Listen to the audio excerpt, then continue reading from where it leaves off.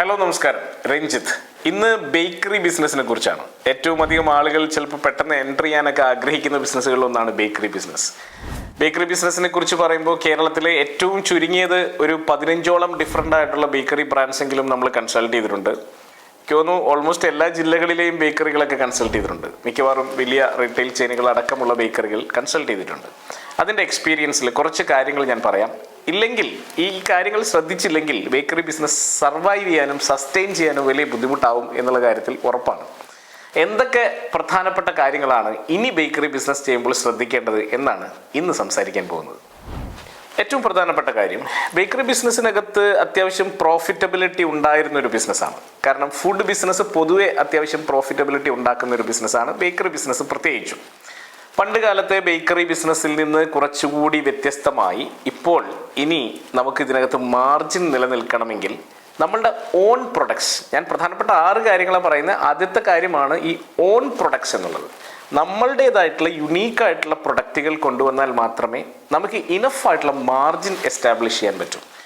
പലപ്പോഴും പല ബേക്കറികളും നോക്കിക്കഴിഞ്ഞാൽ അവരുടെ പ്രൊഡക്റ്റുകൾ വളരെ കുറച്ച് മാത്രമേ ഉണ്ടാവുള്ളൂ. അവരുടെ ബോർമയിൽ അല്ലെങ്കിൽ അവരുടെ മാനുഫാക്ചറിങ് യൂണിറ്റിൽ ഉണ്ടാക്കുന്ന പ്രൊഡക്റ്റുകൾ കുറച്ചും മറ്റ് സ്ഥലത്ത് നിന്ന് സോഴ്സ് ചെയ്യുന്ന പ്രൊഡക്റ്റുകൾ കൂടുതലുമായിരിക്കും. അതായത് ഒരു 80% മറ്റുള്ള സ്ഥലത്ത് നിന്ന് സോഴ്സ് ചെയ്യുന്നതും 20% അവരുടെ ഓൺ പ്രൊഡക്ട്സ്, ചിലപ്പോൾ വല്ല പഫ്സോ സമോസയോ ഒക്കെ ഉണ്ടാവും ചിലപ്പോൾ.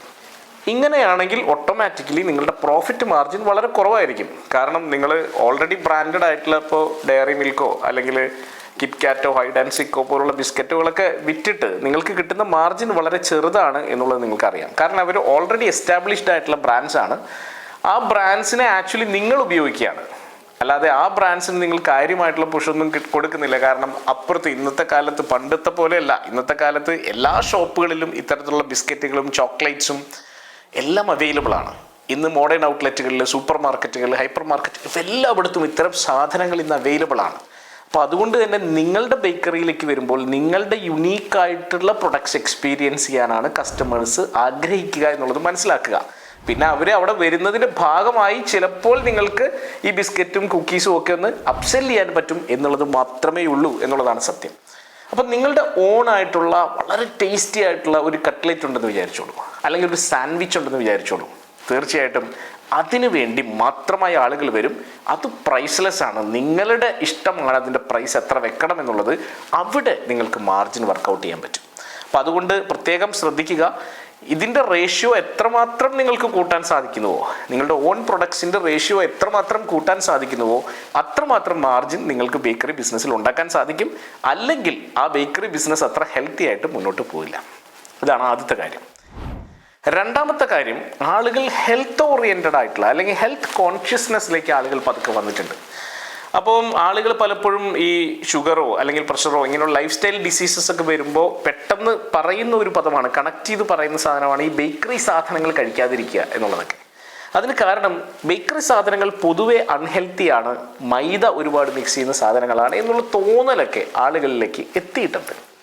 അപ്പോൾ ഇതങ്ങനെയല്ല. നമുക്ക് ഹെൽത്തി ആയിട്ടുള്ള ഒരുപാട് സ്നാക്കുകളും ഹെൽത്തി ആയിട്ടുള്ള കുക്കീസും ഹെൽത്തി ആയിട്ടുള്ള ക്യാൻഡീസും ഒക്കെ അവൈലബിൾ ആണ് എന്നുള്ളൊരു ഫീലിംഗ് ഉണ്ടാക്കുകയും എല്ലാ ബേക്കറികളുടെയും ഒരു ഭാഗത്തെങ്കിലും ഈ ഹെൽത്ത് എന്ന് പറയുന്ന, വെൽനെസ് എന്ന് പറയുന്ന ഒരു കോൺസെപ്റ്റിന് പ്രാധാന്യം കൊടുക്കുകയും അത്തരത്തിലുള്ള ഒരു ബ്രാൻഡിങ് സൈഡിലൂടെ ഉണ്ടാക്കിയെടുക്കാൻ സാധിക്കുകയും ചെയ്തില്ലെങ്കിൽ ഫ്യൂച്ചറിലേക്ക് പോകുമ്പോൾ അതൊരു ചെറിയ ചോദ്യചിഹ്നമായി മാറും എന്നുള്ള കാര്യത്തിൽ സംശയം വേണ്ട.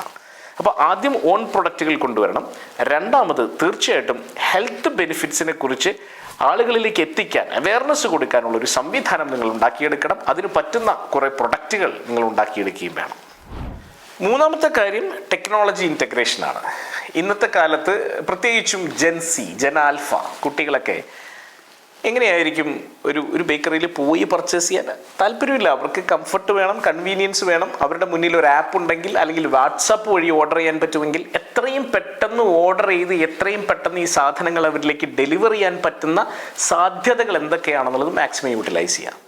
സൊമാറ്റോ പോലുള്ള, സ്വിഗ്ഗി പോലുള്ള പ്ലാറ്റ്ഫോമുകൾ, തേർഡ് പാർട്ടി പ്ലാറ്റ്ഫോമുകൾ ഉപയോഗിക്കാം.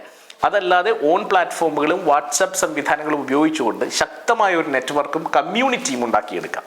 ഇപ്പം എനിക്കൊരു ബേക്കറി ഉണ്ടെങ്കിൽ ഒരു 5 കിലോമീറ്റർ ചുറ്റളവിലേക്കെങ്കിലും എനിക്ക് സെർവ് ചെയ്യാൻ സാധിക്കണം. ഈ 5 കിലോമീറ്റർ ചുറ്റളവിലുള്ള ആളുകളുടെ ഡാറ്റാ ബേസ് നിങ്ങളുടെ കയ്യിലുണ്ടോ എന്നുള്ളതാണ് എൻ്റെ ചോദ്യം. മിക്ക ബേക്കറികളിലും കേരളത്തിൽ അതുണ്ടാവില്ല. ആരൊക്കെയാണ് താമസിക്കുന്നത് എന്നുള്ളത് പോലും യാതൊരു ധാരണയും ഉണ്ടാവില്ല. ഒരു ബേക്കറി തുടങ്ങുന്നു, ആരെങ്കിലുമൊക്കെ വരട്ടെ എന്നുള്ള ധാരണയിൽ അവിടെ ഇരിക്കുന്നു. എങ്ങനെയാണ് ബേക്കറി മുന്നോട്ട് കൊണ്ടുപോകാൻ കഴിയുക? ചുറ്റുപാടുമുള്ള ആളുകളെ അറിയാതെ, അവരുമായി കണക്ട് ചെയ്യാതെ, അവരുടെ ഇഷ്ടങ്ങൾ മനസ്സിലാക്കാതെ എന്താണ് നിങ്ങൾ വിൽക്കാൻ ശ്രമിക്കുന്നത്? അടുത്തത് എക്സ്പീരിയൻഷ്യൽ ആൻഡ് എൻഗേജിങ് ആയിട്ടുള്ള ബേക്കറിയാക്കി മാറ്റണം. അപ്പോൾ അവിടെ ചെറിയൊരു കഫേയുടെ മോഡലിലേക്ക് ഒരു സംഭവം വേണമെങ്കിൽ കൊണ്ടുവരാം. അവിടെ ചെറിയ ഇവൻറ്റുകൾ നടത്താം, വേണമെങ്കിൽ ബേക്കിംഗ് വർക്ക്ഷോപ്പുകൾ വർക്കൗട്ട് ചെയ്യാം, അല്ലെങ്കിൽ ചിലപ്പോൾ ഫ്രീ സാമ്പിളുകൾ കൊടുക്കാം, ഏതെങ്കിലും ഒരു പെർട്ടിക്കുലർ പ്രൊഡക്റ്റിൻ്റെയോ ഫുഡിൻ്റെയോ പ്രൊമോഷൻസ് സ്ഥിരമായിട്ട് സംഘടിപ്പിക്കാം. ഇങ്ങനെയൊക്കെ വരുമ്പോൾ അതൊരു എൻഗേജിങ് ആയിട്ടുള്ള ഒരു പ്ലേസ് ആയിട്ട് മാറും. വെറുതെ എന്തെങ്കിലും ഒരു സാധനം മേടിച്ച് പോവുക എന്നുള്ളതിൽ നിന്ന് ഉപരിയായി ആളുകൾക്ക് വരാനും കണക്ട് ചെയ്യാനും സംസാരിക്കാനും ഒക്കെ പറ്റുന്ന ഒരു ഹബ്ബായിട്ടത് മാറും. പണ്ട് കാലത്തൊക്കെ ചായക്കടകളുണ്ടായിരുന്നു. അവിടെ ഇരുന്നാണ് ആളുകൾ പത്രം വായിച്ചിരുന്നത്, സംസാരിച്ചിരുന്നത്, വീട്ടുവിശേഷങ്ങളൊക്കെ സംസാരിച്ചിരുന്നത്. അതുപോലത്തെ ഒരു ഹബ്ബാക്കി മാറ്റാൻ എന്തുകൊണ്ട് നിങ്ങൾക്ക് കഴിയുന്നില്ല? അങ്ങനെ ഒരു ഹബ്ബാക്കി മാറ്റാൻ കഴിഞ്ഞാൽ തീർച്ചയായിട്ടും ബേക്കറികൾക്ക് അടുത്ത ലെവലിലേക്ക് പോകാൻ പറ്റും എന്നുള്ള കാര്യത്തിൽ സംശയം വേണ്ട. മറ്റൊന്ന് സസ്റ്റൈനബിലിറ്റിയാണ്. ഒരു സീറോ വേസ്റ്റ് മോഡലിലേക്ക് പോകാൻ സാധിക്കണം. കൃത്യമായിട്ടുള്ള പ്ലാനിങ് ഉണ്ടാകണം, കൃത്യമായിട്ടുള്ള സിസ്റ്റംസ് ഉണ്ടാകണം. അപ്പോൾ എന്തൊക്കെ സാധനങ്ങളാണ് എപ്പോഴൊക്കെയാണ് ആവശ്യം വരിക, എത്രമാത്രം ഡിമാൻഡ് അതിനുണ്ട് എന്നുള്ള കാര്യങ്ങളിലൊക്കെ കൃത്യമായിട്ടുള്ളൊരു ഫോർകാസ്റ്റിംഗ് നമുക്ക് ഉണ്ടാക്കാൻ സാധിക്കണം.